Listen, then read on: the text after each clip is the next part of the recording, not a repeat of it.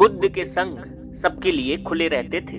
सब उनके शिष्य बनना चाहते थे। कुछ लोगों को तो बुद्ध सीधे अपने संग में शामिल कर लेते थे, तो कुछ को कहते थे तुम एक दिन रात के लिए शमशान में जाकर रहो। इसी प्रकार एक व्यक्ति महात्मा बुद्ध के पास आया और कहा, मुझे आप अपना शिष्य बनाएं। बुद्ध ने उस व्यक्ति से कहा, तुम्हें मेरा शिष्य बनने के लिए एक दिन पूरा शमशान में बिताना होगा और तुम वहाँ जो कुछ भी सीखोगे मुझे आकर बताना। उसके बाद ही तुम मेरे संग में शामिल हो पाओगे। वह व्यक्ति यह सुनकर घबरा गया। उसने बुद्ध से कहा, दिन में तो ठीक है, लेकिन रात में शमशान में रहना खतरनाक है। बुद्ध ने कहा, कैसा खतरा? व्यक्ति ने कहा, वहां भूत प्रेत होंगे, वह मुझे पकड़ लेंगे। बुद्ध ने कहा, क्या तुमने भूत प्रेत देखे हैं? व्यक्ति ने कहा, नहीं, पर मैंने सुना है और कुछ लोगों को देखा है जिसमें भूत आ जाते हैं। वह अजीब अजीब हरकतें करते हैं। तब बुद्ध ने कहा, जो तुम्हारे पास ये सुनहरा अवसर है ये जानने का कि भूत प्रेत होते हैं या नहीं, तुम वहां एक रात गुजारो और फिर विश्लेषण करके बताना कि भूत प्रेत होते हैं या नहीं। अगर तुम्हें वह मिल गए तो तुम उनका विश्लेषण करना कि वह कैसे होते हैं, और अगर नहीं मिले तो तुम यह भी जान जाओगे कि वह नहीं होते। तुम घबराना मत, वहां जो भी घटना होगी तुम मुझे उसे आकर बताना। व्यक्ति ने कहा, ठीक है गुरुदेव, अगर आप कहते हैं तो एक पूरा दिन और रात मैं शमशान में गुजार लूंगा। महात्मा बुद्ध ने कहा, ठीक है, अभी तुम आश्रम में आराम करो और कल सुबह ही शमशान के लिए निकल जाना। बुद्ध ने अपने 4 शिष्यों को कहा कि वह व्यक्ति कल शमशान जाएगा, तुम इसके पीछे जाना और उस पर नजर रखना, उसका ध्यान रखना, पर याद रहे उसे ये बात पता न चले कि तुम उसके पीछे गए हो। अगले दिन वह व्यक्ति बुद्ध के पास गया और बोला, जैसा आपने कहा था, मैं शमशान के लिए निकल रहा हूँ। बुद्ध ने उस व्यक्ति से कहा, ठीक है, अब तुम जा सकते हो। वह व्यक्ति शमशान गया। अगले दिन वह व्यक्ति बुद्ध के पास आया।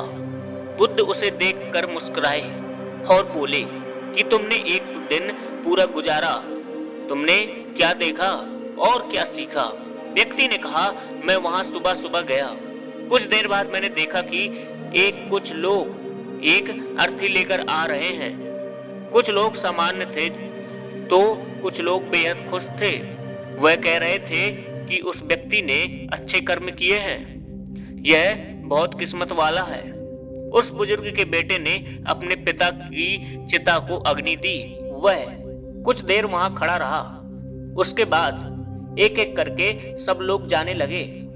थोड़ी देर बाद वहां 2 और अर्थी आईं, जिसमें एक अर्थी किसी अमीर व्यक्ति की थी जो बहुत सजी हुई थी। उसमें बहुत सारे लोग थे, जबकि दूसरी किसी गरीब व्यक्ति की थी जो बेहद साधारण थी। उसमें कुछ ही लोग थे। अमीर व्यक्ति की चिता चंदन की लकड़ी पर जलाई गई, जबकि उस गरीब व्यक्ति की साधारण लकड़ी से पहले अमीर व्यक्ति की चिता को जलाया गया, क्योंकि वह अमीर था, जबकि बाद में गरीब व्यक्ति की। थोड़ी देर बाद दोनों व्यक्ति की चिता को जला दिया गया। उसके बाद सभी लोग वहां से चले गए, लेकिन मैं वहीं खड़े उसे देखता रहा। बुद्ध ने कहा, तुमने उनकी चिताओं से क्या समझा? व्यक्ति ने कहा, बुद्ध, दोनों की चिता एक समान थी। दोनों का शरीर उस चिता में जल भी एक समान रहे थे। उसके बाद दोनों उसमें जल गए। अंत में जो बचा वह भी एक जैसा ही था, उसमें कुछ अलग नहीं था। हे बुद्ध, उसके बाद वहां एक स्त्री की अर्थी आई। उस स्त्री का पति बेहद दुखी था और वहां आए सभी लोग भी काफी दुखी थे। वह सभी उसके पति को सांत्वना दे रहे थे। हे बुद्ध, उसमें मैंने देखा कि बहुत लोग काफी ज्ञानी थे। वह ज्ञान की बातें कर रहे थे। वह सब महाज्ञानी कह रहे थे कि वहां तो एक दिन सबको आना ही है। जीवन हमें ज्ञानता और परोपकार से जीना चाहिए। किसी को कभी भी कष्ट नहीं देना चाहिए। धन के पीछे हमेशा भागकर कुछ नहीं होता है। अंत समय में हम सबको एक दिन शमशान में जाना ही होता है। उसके बाद वहां कोई नहीं आया और मैं पूरी रात वहीं पर रहा और अगली सुबह आपके पास आ गया। बुद्ध ने पूछा, क्या तुम्हें वहां कोई भूत प्रेत दिखा? व्यक्ति ने कहा, नहीं, मुझे वहां कोई भूत प्रेत नहीं दिखा। पूरी रात मैं अपने आप से डरता रहा, पत्तों से डरता रहा, जानवरों की आवाजों से डरता रहा, लेकिन पूरी रात में मुझे कोई भी भूत प्रेत नजर नहीं आया। बुद्ध ने उस व्यक्ति से कहा, ठीक है, अब तुम जाओ और आश्रम में आराम करो। कल फिर एक दिन और एक रात के लिए तुम्हें शमशान में जाना होगा।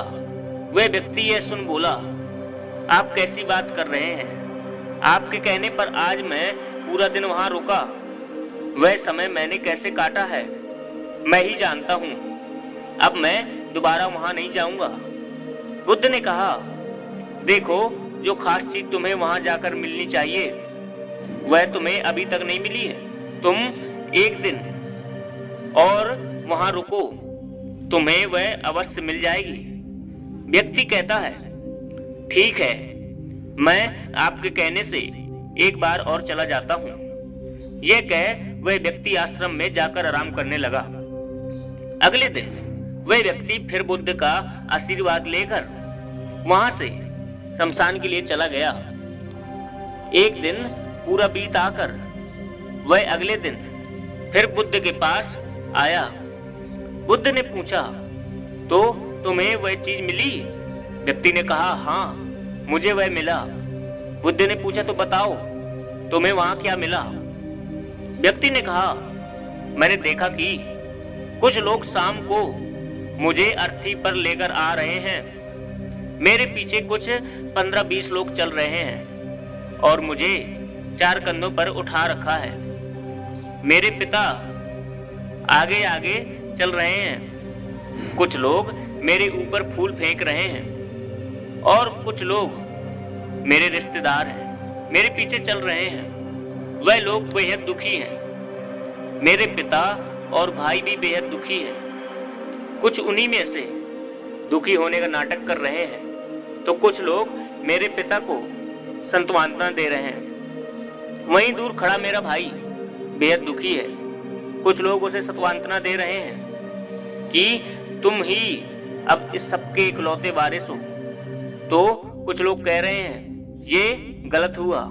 वह लड़का तो अभी जवान था, अभी तो उसने कुछ देखा भी नहीं है और उसके साथ ऐसी घटना हो गई। तभी मुझे अर्थी पर लिटा दिया गया और सारा क्रियाकर्म किया जाने लगा। मैं यह सब अर्थी पर लेटा देख रहा था। मैंने उस अर्थी से उठना चाहा, लेकिन मैं उठ नहीं सका। मैं सांस लेना चाहता था, लेकिन सांस नहीं ले पा रहा था, क्योंकि मेरे अंदर सांस नहीं थी। मैं अपने पिता को गले लगाना चाहता था, लेकिन मैं उठ नहीं सकता था। मैं अपने भाई को गले लगाना चाहता था, उसे कहना चाहता था कि तुम माता पिता का ध्यान रखना, लेकिन मैं बस लेटा देख रहा था, कुछ कर नहीं सकता था। उसके बाद मेरी चिता पर लकड़ियां सजाई जा रही थी। मेरा मुंह भी ढक दिया गया। मुझे अब उस चादर के पार कुछ नहीं दिखाई दे रहा था। फिर उसके बाद मुझे गर्मी महसूस होने लगी। फिर मैंने देखा कि मुझे जलाया जा रहा है। मेरे हाथ पैर जलने लगे हैं, मेरी हड्डियां खाल सब जलने लगा था। धीरे धीरे अग्नि और ज्यादा बढ़ गई थी। मैं वहां से उठना चाहता था, मेरा दम घुट रहा था। मैं सांस लेना चाहता था, लेकिन मैं ऐसा कुछ नहीं कर पा रहा था। मैं उस अग्नि में पूरी तरह खो गया। मैं पूरी रात खुद को ऐसे ही जलते देखता रहा।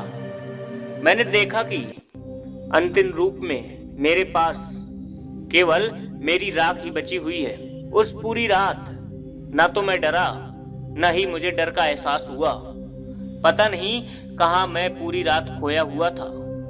और सुबह होते ही मैं आपके पास आ गया बुद्ध। महात्मा बुद्ध मुस्कुराए और बोले कि अब तुम संघ में शामिल हो सकते हो और वास्तव में ध्यान और ज्ञान होने के लिए ध्यान का बीज अंदर होना जरूरी है। वह बीज तुम्हें वहां कल रात मिला, जब तुमने जाना कि वहां सब कुछ नश्वर है।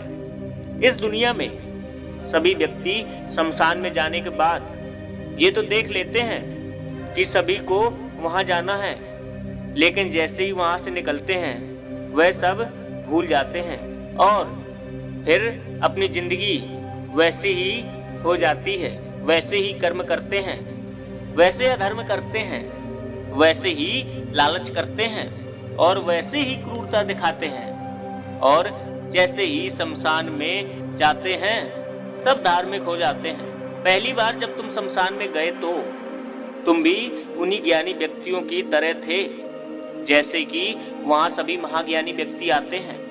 और जैसे ही तुम दोबारा वहां गए और आज वापस आए हो तो तुम्हारे अंदर भी ज्ञान का बीज उत्पन्न हो गया है। हम तब तक जीवन को नहीं समझ सकते जब तक हम मृत्यु को नहीं जानते। जो व्यक्ति बीमार है वही स्वास्थ्य के महत्व को समझ सकता है। जो ध्यान का बीज तुमने कल रात पाया, अब उसे तुम्हें लक्ष्य बनाना है और ऐसा विशाल लक्ष्य तुम्हारे अंदर उत्पन्न होगा जो सभी को ध्यान की छांव से परिपूर्ण कर देगा। दोस्तों, कैसी लगी ये कहानी?